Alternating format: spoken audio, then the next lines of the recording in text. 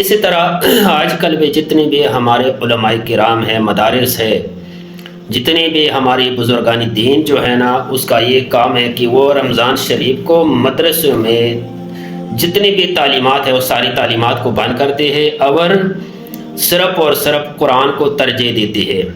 تو 15 شعبان سے شروع ہو کر 27 رمضان تک دورہ تفسیر القرآن جو ہے نا، یہ ہر مدرسے اور ہر مسجد اور ہر جو ہے نا تعلیمی ادارے میں یہ شروع ہو جاتی ہے۔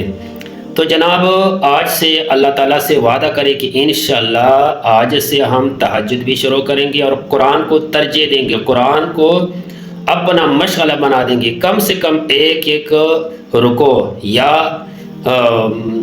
آدھا سپارہ جو ہے نا، یہ کم سے کم یہ ہر نماز کے بعد جو ہے نا یہ پڑھنا چاہیے۔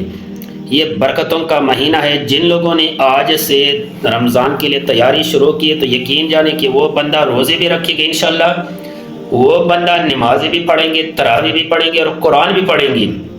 لیکن جنہوں نے آج سے شروع نہیں کیا تو پھر یقین جانے وہ بندہ رمضان میں کچھ بھی نہیں کر سکتے۔ پھر جب رمضان شریف گزر جائے تو پھر وہ کیا کہیں، ہائے ہائے رمضان تو گزر گیا، ہائے ہائے رمضان تو گزر گیا۔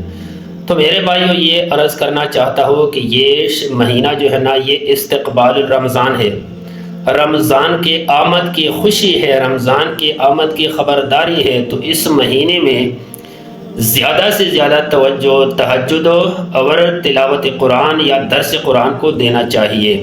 اللہ تعالی ہمیں رمضان شریف کی تمام فضیلتوں اور تمام رحمتوں اور برکتوں سے منور فرمائی۔ آمین ثم آمین یا رب العالمین۔ والسلام علیکم ورحمۃ اللہ وبرکاتہ۔